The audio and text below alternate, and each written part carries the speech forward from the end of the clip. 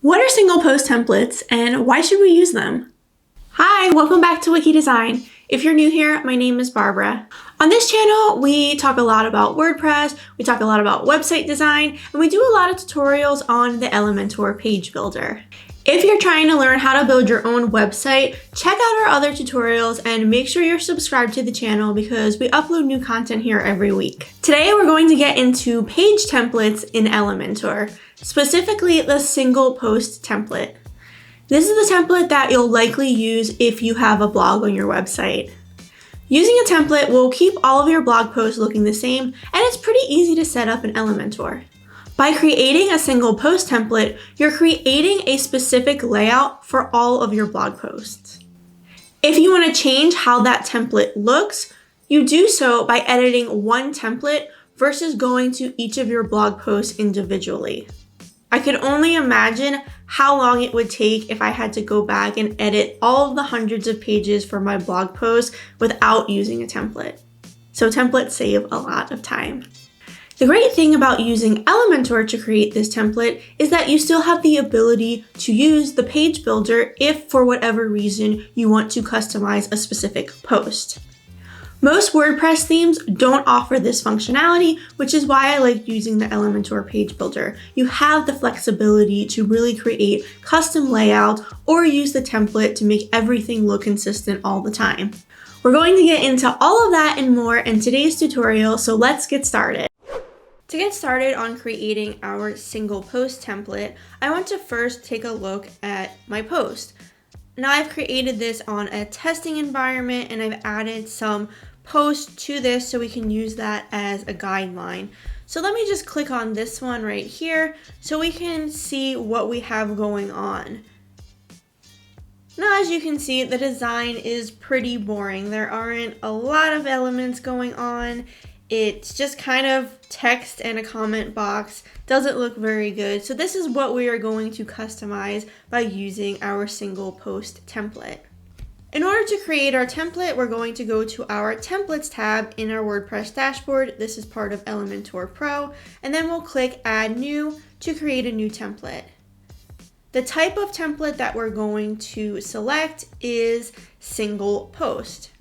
And then we can name this whatever we want. I'm just going to call mine blog template. And we'll hit the green create template button. Included with Elementor Pro, we have some pre-designed single post templates. So feel free to use those if you want. They're a great starting point for your design. There's a lot of really nice ones available in here. For this example though, I am going to create one from scratch. So I'm going to X out of here. And if you are familiar with Elementor, this should look very familiar to you. We have our page on the right and our widgets on the left-hand side. We're starting out from scratch, so there's really nothing here but the header and the footer that I've designed already. With the single post template, you will be using a lot of dynamic tags. So dynamic tags are really cool because it brings in different titles, different content, whatever it is that you're going to include in your blog template. A lot of times it will be using one of those dynamic tags because your blog changes, the title of your blog changes, the content of your blog changes, and the featured image often will change. So using these dynamic tags is really cool because you can pull that in and you know that it will change dependent on the post. So I'm just going to start by hitting the plus sign and we will create a 2-column section. I'm going to have this left column a bit larger, and on the right hand side, this will be kind of like our sidebar. The first thing that I'm going to do on this section is just go to my Advanced tab and add some padding to the top and the bottom, just to give it a little bit of breathing room. On the left hand side, I'm going to start dragging over some widgets. The first thing that I want to drag over is my post title. This is actually pulling dynamically from my most recent post. So the title of that post was just called Another Post. So whatever your title is for your most recent post, it will show up in here. Now I'm going to go back to my widgets And I'd like to add the content of the post next. So I'm going to drag over the post content. And you can see, again, it dynamically pulls in the content from that post.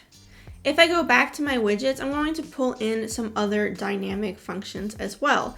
I'm going to click on post info, and I actually want this to go above the content. And you can see that there are a bunch of different things related to post info. So we have the author, the date, the time, and the amount of comments. So again, this is all dynamic content. And I can choose to show or remove these depending on what I want to show. So I'm going to remove the author because I don't want that to show, but I do like having the date. I don't necessarily need the time, and I don't necessarily need the comments.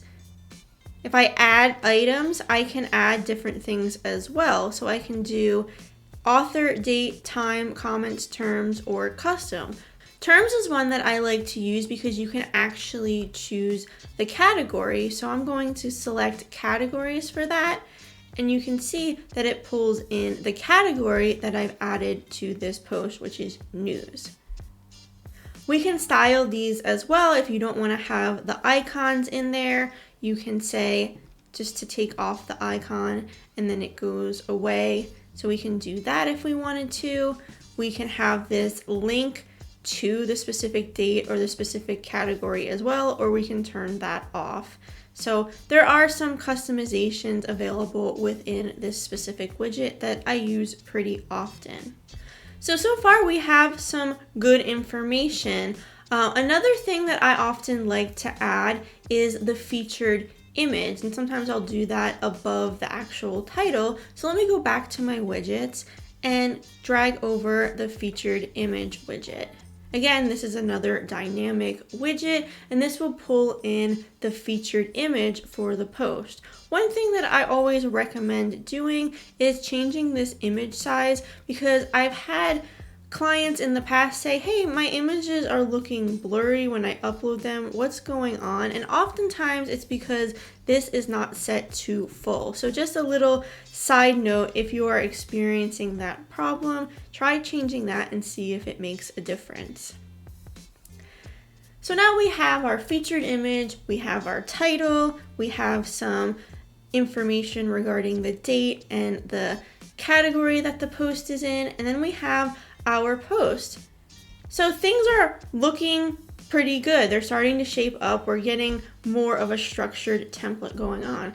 Now on the right hand side, we can add some things as well. And this is where I kind of like to add sidebar elements for a blog. So if you are familiar with how the old version of WordPress works, if you've been using WordPress for a while, there was this thing called widgets back in the day, and you could add different things to your sidebar for your blog. This is kind of replacing that. If you're familiar with that, you'll know exactly what I'm talking about. I think this is a much easier way to do things rather than using the widgets because it's more visual. So I'm going to just start adding some different things to this right sidebar. So maybe I will add a heading to it, and I can put in like some about information. So I'm just going to say about the blog, and then we can maybe drag over some text, and that could kind of describe our blog and who we are. You know, things like that I think are nice because sometimes people are coming directly to your blog post. They're not necessarily clicking around to your site. Maybe they saw the link on social media and they just want to check out the article. So this kind of gives a background if they've never been to the web page before, what it's all about. So that's something that I often like to add, but you can see how easy it is to add these widgets, and there's so many different things that we can add. So I am going to just add a few things to the sidebar, style things up a bit, and I'll be right back. Through the magic of editing, I'm back and I have more widgets added to this blog template. As you can see, I added some things to the sidebar, a search functionality, I added some more information and an image regarding the blog, and I added a subscribe for updates widget. Now I talked about this in a previous video. I talked about how to do it for MailChimp and MailerLite.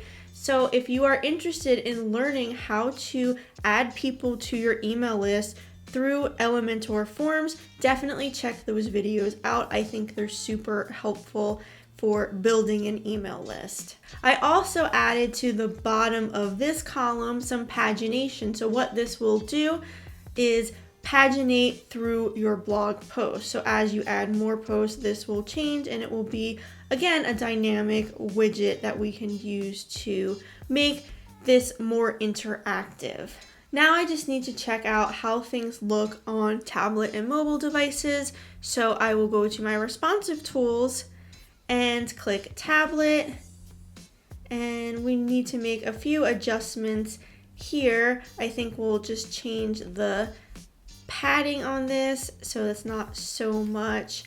And I think actually I want to make this column full width 100% and just have this underneath because this is a little bit squished. So let me just go here to this column, change that to 100, and then we'll go down to the column below it and change that to 100 as well. And I think that looks much better.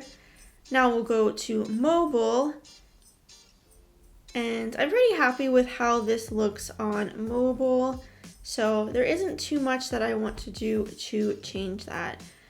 So let's go back to our desktop mode and just double check that everything looks good there still. It does. I think we're ready to publish, so let's hit the green publish button and add some conditions. So we'll hit add condition. By default, it goes to all singular posts, so that means that every blog post will have this template, and that's probably what you're going to want to do, but you do have the option to include or exclude dependent on what it is that you want to use this for. So I'm going to hit all singular and hit save and close, and now our template is live. So let's just go back to our WordPress dashboard and open up that post again. So remember what it looked like before. Now let's hit view again and see what it looks like now. So you can see it is pulling in the template that we just created. So everything is working the way that it should. And as we add new posts to the site, it will take on this template as well. One thing that I mentioned was you still have the ability to edit posts in Elementor even though you have set this template up. So let's go to this post, this first post that I've created here, and open this up to edit it. If you've used WordPress in the past, this should look pretty familiar. We have our title, and then we have the body of the post where we can add our widgets, our text, our images, our links, all of that. Now, we can, if we want to, click edit with Elementor on this, and you can see that it pulls up the post template. So if we want to, for any reason, customize this post, we can do that. As it is right now, we can only edit what's in the body. So you can see that this pulls in the content as a text widget. So we can start adding stuff to this if we want to, if we want to make it maybe in 2 columns or just add some different things to this post specifically, we have the ability to do that. We wouldn't be able to edit the sidebar or what's above it, so the featured image, the title, and then the metadata here, unless we edited the single post template, but you do have the ability to go in and change some things around. So if there's something that you want to customize for a specific post, you can do that.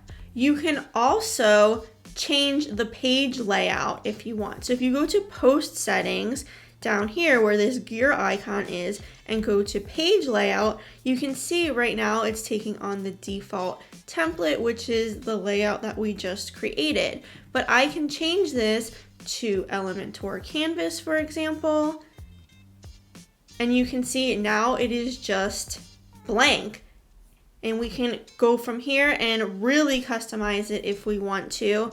Or we can do Elementor full width, which will bring in the header and the footer of the page, but just give you a full width section to work with. So you do have the ability, if you want, to change blog posts, but for the most part, I think when you're writing blogs, you want to keep everything consistent. You want to keep it easy, so you'll probably will just use the WordPress editor and have that template set up so that it always looks consistent. But I did want to take some time to explain that you have the flexibility with an Elementor to really customize per post if you need to.